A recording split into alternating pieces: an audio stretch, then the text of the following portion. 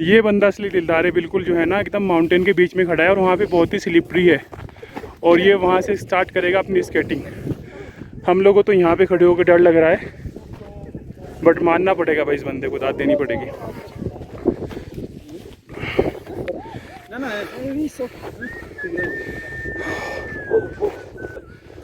और भाई असली कश्मीर तो फेज़ 2 में है। यहाँ पे आगे लगता है कि वाकई कश्मीर कुछ है।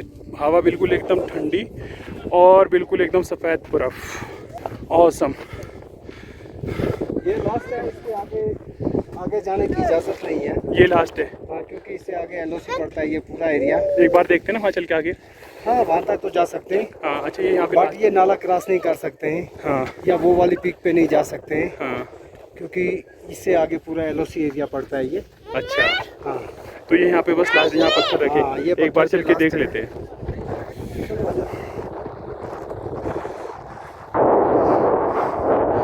और वैसे इंडिया की LOC है, यहाँ पे फाइनल है। ये माउंटेन है जिस पे हम चल रहे हैं, यहाँ तक ही जा सकते हैं। इससे आगे जाने की परमिशन नहीं है, क्योंकि अगली जो पहाड़ी है वो आती है पाकिस्तान में। और इन दोनों को जो डिफरेंशिएट करता है वो बीच में एक नाला है बस। क्योंकि अभी दिखा नहीं मुझे, नाला आगे चल के दिखाता हूँ।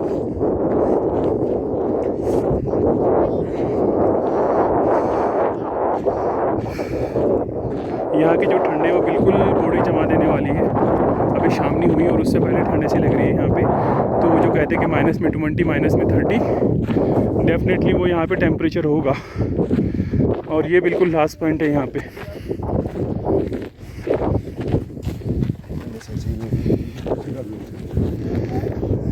किधर है नाला? ये है ना सामने, इसको पार नहीं कर सकते हैं। अच्छा, ये खाई जो टाइप है बस। इसके आगे पूरा ये LOC एरिया पड़ता है। और ये जो गहराई है ये डिफ्रेंशिएट करती है LOC, जिससे आगे की तरफ है पाकिस्तान और इधर की तरफ है हिंदुस्तान। क्योंकि यहाँ पे जोग्राफिकल सिचुएशन ऐसी है, लाइन बाउंड्री बनाना पॉसिबल ही नहीं है, तो इसलिए म्यूचुअली एग्रीड एक्चुअली एक तरीके से। उधर की तरफ पाकिस्तान, इधर की तरफ हिंदुस्तान। और बाकी ये औसम है।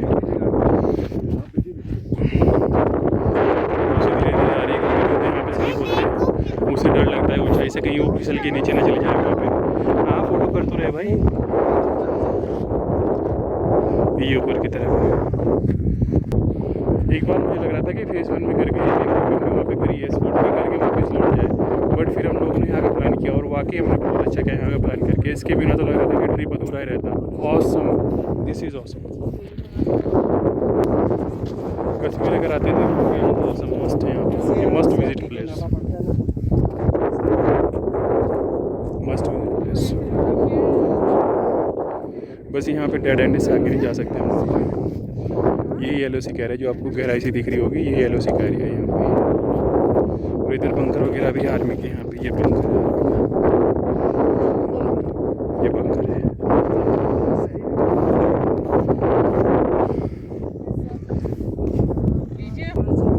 फ्रीजिंग टेम्परेचर है बिल्कुल यहाँ पे, फ्रीजिंग। और गाइस अभी तक यहाँ पे आने से पहले एक बात कहने के लिए मुझे सोचना पड़ रहा था, बट अब डेफिनेटली इस बात को कह सकता हूँ कि वाकई जिसने कहा था कि कश्मीर जो है ना दुनिया का जन्नत है, तो वाकई ये जन्नत है। वो यहाँ पे आके अगर कभी मौका मिला और आप यहाँ पे आए और देखते हो, तो आपके अंदर से वो चीज़ खुद पे खुद आएगी कि स्विट्ज़रलैंड का बाप है, उससे कम नहीं है ये। अब मैं कह सकता हूँ उस चीज़ को यहाँ पे आने के बाद, देखने के बाद। यहाँ पे वो हर चीज़ है जो एक टूरिस्ट को चाहिए और जो यहाँ पे होनी चाहिए। LOC के जो एरिया है यहाँ पे आने के बाद, ठंड तो यहाँ पे इतनी है कि फ्रीजिंग टेम्परेचर है, कपड़े भी ठंडे लगने लगे यहाँ पे। और एक अलग ही दुनिया है यहाँ पे, पेड़ नहीं है, पौधा नहीं है यहाँ पे, बस यहाँ पे है तो बर्फ़, चट्टान, LOC, कारगिल और जी बंकर्स। तो वाकई ये बाप है कश्मीर। और ये कहने में कोई संकोच नहीं है मुझे कि ये जन्नत है धरती पे। The most beautiful place ever I have seen in India. और इनकी मामा पता है कहाँ की है? नेपाल की।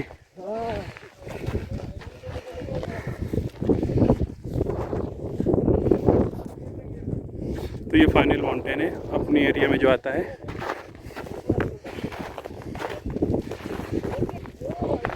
और गाइस यहाँ पे आने के बाद मैं कह सकता हूँ कि वाकई कश्मीर वन ऑफ द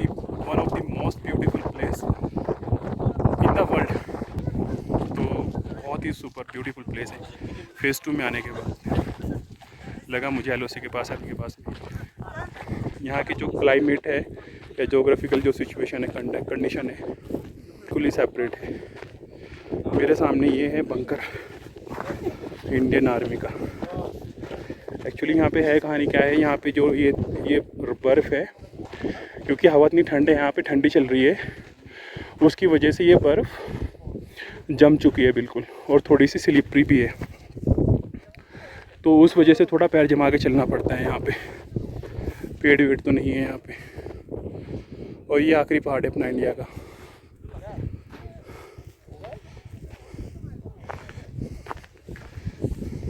और जिसने भी कहा है इन सब चीज़ों को देख के ही कहा होगा कि कश्मीर वाकई जन्नत है ज़मीन पे, क्योंकि यहाँ पे नेचुरल ब्यूटी का बिल्कुल जो होता है एकदम अपने एक्सट्रीम पे है। यहाँ पे वो हर चीज़ है जो कि एक जगह को परफेक्ट बनाती है। तो अब हम लोग सामने से ट्रॉली हाउस, यहाँ से ट्रॉली लेंगे और सीधा जाएंगे गुलमर्ग। और गुलमर्ग में फिर अपना गाड़ी खड़ी है, यहाँ से हम लोग गाड़ी लेके जाएंगे श्रीनगर। तो this is the plan for today. और ये जो प्लेस है ये 14,000 फीट है, ज़मीन से ऊपर 14,000 फीट है, यानी कि समुद्र तल से अगर देखा जाए। और जो फेज़ 1 है, सॉरी गिर गया था, जो फेज़ 1 है वो है 10,000 फीट ज़मीन से, और फिर जो गुलमर्ग है वो है 8,000 फीट ज़मीन से। तो ये हाईएस्ट पॉइंट है। और ये जो मेरे सामने है ये भी वर्ल्ड का हाईएस्ट ट्रॉली सिस्टम है एक्चुअली इंडिया में। ट्रॉली मतलब जिसमें बैठ के हम लोग यहाँ पे आए हैं और फिर बैठ के वापस जाएंगे। और मेरे सामने कमाल की चीज़ दिखाता हूँ, ये है इंडियन आर्मी का बंकर जो LOC की हिफाजत करते हैं, जो यहाँ पे मॉनिटरिंग करते हैं। और इधर मेरे पीछे है ये LOC जो भी आप लोगों को दिखाई वहाँ पे दूसरी वीडियो में। तो ये था फेज़ 2। अब इसमें इम्पोर्टेंट थिंग ये है कि अगर आप यहाँ पे आते हो और फेज़ 2 में भी आते हो तो फेज़ 2 मुझे सबसे अच्छा लगा, क्योंकि फेज़ 2 की जो ब्यूटी है वो बिल्कुल एक उसका नज़ारा और उसका जो लेवल है बिल्कुल ही अलग है वो। और पैर को यहाँ पे जमा के चलना पड़ता है, क्योंकि अगर आप स्लिप हो गए तो नीचे जाके रुकोगे। और फिटमेंट यहाँ पे बहुत ज़रूरी है होना, फिट होना बंदे का अगर वो यहाँ पे आता है बिल्कुल भी। और भी बहुत सारे यहाँ पे प्लेसेस है। तो ट्रॉली सिस्टम है यहाँ पे, ट्रॉली से हम लोग आ सकते हैं, ट्रॉली वगैरह की और बुकिंग वगैरह की। और कश्मीर टूरिस्ट ट्रिप की जितनी भी डिटेल से रिलेटेड वो सारी मैं इस वीडियो के डिस्क्रिप्शन में डाल दूँगा, आप लोग रेफ़र कर सकते, कोई भी रेफ़र कर सकता है, और प्लानिंग करने में उससे आसानी रहती है। और सबसे जो कमाल की चीज़ लगी कि ये जो यंग लोग हैं यहाँ पे, ये यहाँ पे करते हैं स्केटिंग। और ये यहाँ पे आते हैं इसकी फेज़ 2 की ट्रॉली लेके, और फिर जो इंडियन की आखिरी जो चट्टान है, जो आखिरी पहाड़ है, माउंटेन है, उससे ये लोग स्केटिंग करते हुए जाते हैं गुलमर्ग। तो भाई इस काम को करने के लिए बहुत ही प्रैक्टिस, बहुत ही एक्सपीरियंस बंदा होना चाहिए, क्योंकि ये पूरे का पूरा स्लोप है, अगर आप देख सकते हो नीचे की तरफ 14,000 फीट की ऊंचाई से स्केटिंग करते हुए जाना अपने आप में एक एक्सपीरियंस होना चाहिए, बंदा स्किल्ड होना चाहिए। और अभी मेरे हाथों पे जो हवा लग रही है ना, बिल्कुल ऐसा लग रहा है कि खून जमने वाला है, कपड़े भी ठंडे लग रहे हैं, यहाँ पे इतनी सर्दी है। तो कमाल का है, ऑसम पॉइंट है ये। अगर कभी कश्मीर आते हैं तो फेज़ 2 मस्ट, ऑसम पॉइंट है ये। फेज़ 2 तो ठीक है, नॉर्मल है। फ्रोजन लेक, लेकिन वो जून में अभी तो जा भी नहीं सकते, इतना फ्रीज होगा। अच्छा, इसके ऊपर फ्रोजन लेक है और भी? वो भी जो जून जुलाई गर्मियों में जा सकते हैं, अभी तो जा भी नहीं सकते, सोचिए। अरे बाप रे।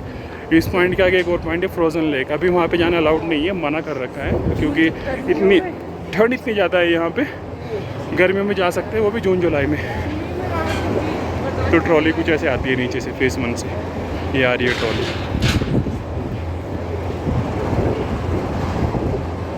अभी हम इससे जाएंगे वापस।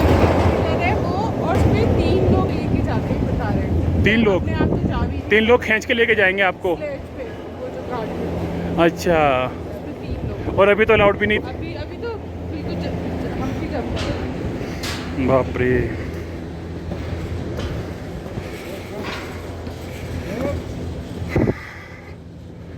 ये माजू पहुंच चुका है वहाँ पे और सामने ही बंकर है इधर। तो अभी हम लोग यहाँ से जाएंगे वापस।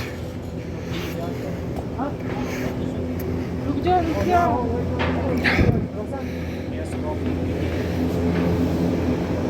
क्या है?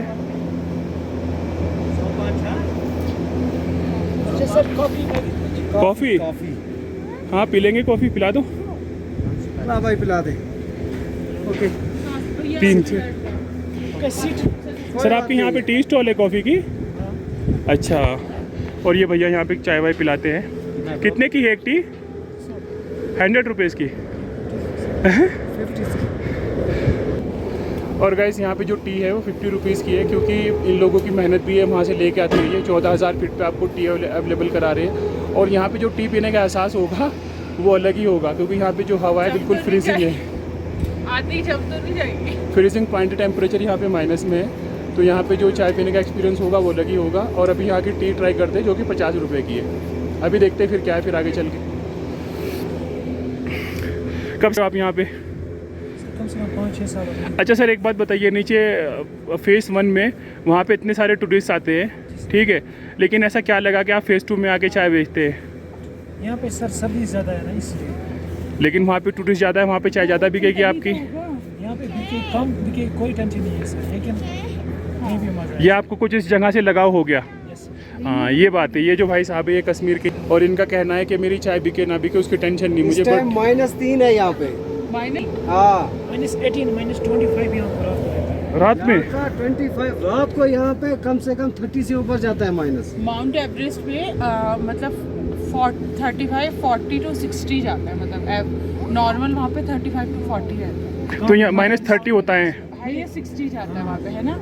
यहाँ पे तो एक जब यहाँ पे स्नोफॉल होती है ना, विंड बहुत ज़्यादा आती है, कम से कम 120 की स्पीड से जाती है। ये जो स्टेशन है ना ऐसे हिलता है। हाँ हाँ जैसे झूला होता है ना ऐसे इतनी विंड होती है तेज यहाँ। अच्छा ये टीन का बना हुआ पूरा हिलता है फिर ये? पूरा हिलता है। अरे इसका देखो वजन कितना है। लोहा इसके अंदर। और ये स्पीकर क्यों लगाया है यहाँ पे? सर स्पीकर लगाया था, लेकिन जो लाइटिंग होती है ना उसकी वजह से ये बर्बाद हो गया सर। और ये हमारी टी आ चुकी है 150 रुपये की। अब ये ट्राई करके देखते हैं यहाँ पे कैसी है। आप दोनों भाई हो क्या? दोनों भाई हो आप? हाँ भाई। सच में भाई हो या दोस्त हो? अच्छा ओके आपको पीनी है? और दोस्तों मजाक नहीं, सीरियस बता रहा हूँ, -3 डिग्री में चाय ऐसी लगती है जैसे जड़ी बूटी हो। जबान पे भी आती है। क्योंकि कपड़े तो यहाँ पे ठंडे लगते हैं, कितने भी पहन के आ जाओ आप कोसेंट नहीं करेंगे, लेकिन टी लगता है अंदर जब जाती है कि हाँ कुछ मिला है, दवाई मिली है आपको। गले में ही ठंडी हो जाती है। मुंह कैसा पे लगा लगती सर? अच्छा लगा बहुत ही।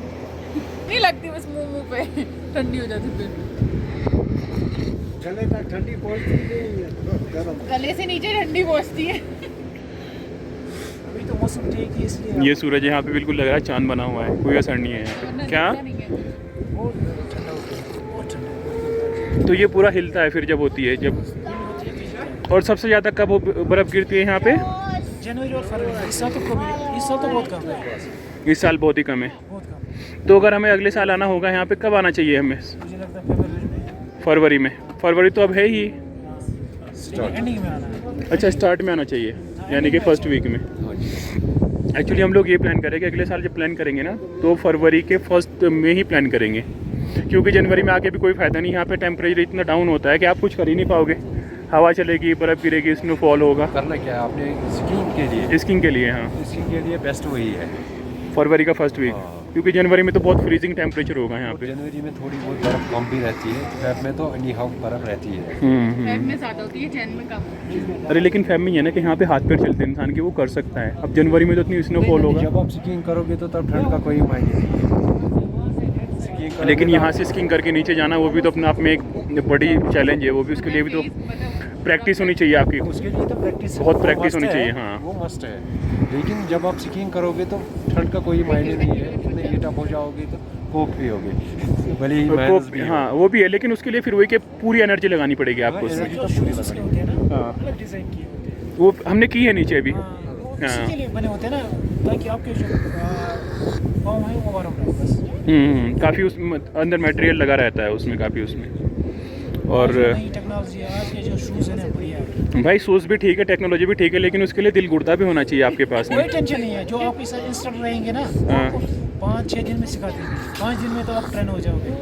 5-6 दिन फिर ऊपर से करते हुए जा सकते हो आप। ऊपर से नहीं, ऊपर से नहीं, फर्स्ट फेज से जाओगे, फर्स्ट फेज से जाओगे 6 फर्स्ट दिन। फेज से नीचे जाओगे। देखा है मैंने, लेकिन कुछ लोग यहाँ भी कर रहे हैं, फेज 2 में भी कर रहे वहाँ हैं। भी करोगे आप चेयर कार में, वहाँ भी कर सकते हो। चेयर कार वाली, जो ओपन चेयर कार वाली है। कितने दिन लगेंगे उसे सीखने में? 1 वीक मैक्सिमम 1 वीक। 5 दिन के बाद तो डेफिनेटली आप जाओगे वहाँ से। हाँ, जो आपका डर है ना वो भाग जाएगा। ये कहाँ रखना है तो खजरा गाड़ी में खजरा यार? एक चीज़ बोलता हूँ मैं आपसे, इन चीज़ों का ना ध्यान रखो। कोई ये लेके आता है ना टूरिस्ट, मैंने देखे बर्फ़ में पड़े हुए, यहाँ बहुत कचरा तो ये फेंकते गलत हैं बात लोग। था वो। मतलब आप लोग इन लोगों को बोलो, जो भी आता है टूरिस्ट आता है, कि ये कचरे के डब्बे में डालो, क्योंकि इतना खूबसूरत प्लेस है, यहाँ पे इधर उधर डालेंगे तो ब्यूटी ख़राब होगी उससे। तो मैं ये आप लोग ध्यान रखो उन सब चीज़ों का, क्योंकि आपका तो धंधा इनसे चलता है, रोटी रोजी इनसे चलती है आप लोगों की। सर चलें? चलते चलिए सर। ठंडा हो जाएगा। चलिए। हाँ ठंडे हो जाएंगे अभी। तो चाय पीने के बाद अब हम लोगों का चलने का टाइम है। हम लोग फेज़ 2 में जाएंगे, फेज़ 1 में जाएंगे, और वहीं से हम लोग गुरमक के लिए बाय। Okay sir, bye. अच्छा लगा आपसे बात करके। दिखाऊंगी भैया, रखा रहने क्या? शक्ल तो देखी। अब ये ट्रॉली पकड़ेंगे यहाँ से और हम लोग जाएंगे वापस।